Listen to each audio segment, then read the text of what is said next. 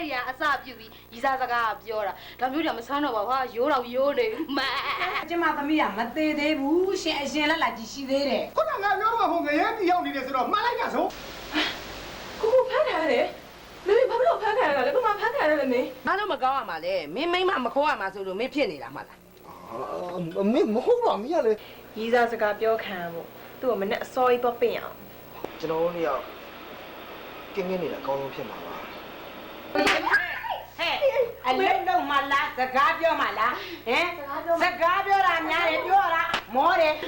ကိုကလည်းလေလက်ကိုတနေ့တော့တကြီးရဟုတ်လားအဲ့ချီလိုပေါ်ဟဲ့အိမ်မှာနင်တို့ရပဲမဟုတ်သမီးတကောင်နွားတစ်ထောင်နဲ့ညီရောမထိန်ညင်ဘူးနွားတစ်ထောင်ပဲငါထိန်ညင်တာအဲ့ဒါဆိုရင်မမိမကောင်းပွင့်ဖြစ်သွားမှာဘာကောင်းဝင်လဲစဒီလိုမှသိရင်ရှင့်ကိုယူတောင်မယူဘူးအခုကြည်ကြည်တက်ချမ်းသာနေတဲ့တထေးကိုစိုးလွင်ဆိုရင်ကျုပ်ကငငယ်ကအသေးလဲကြိုက်ခဲ့တာခင်ရလဲကွယ်နားစေကကြီးတုံးဝင်းပါနေငွေကြီးရတယ်လို့ ငါလည်းထင်ကြီးနေပြန်ပါပြီဒါလေဒါအတူကြီးဟဲ့ဟောဘိုးရဲ့ယောက်ျားနောက်လိုက်ပါမယ်ဆိုတော့မှကိုနောက်မလိုက်လို့မြင်ဘယ်ယောက်ျားနောက်လိုက်ရအောင်ပါလဲ80 you band နဲ့80 you band နဲ့မိန်းမတို့အစင်းဒီအတက်မဟုတ်တဲ့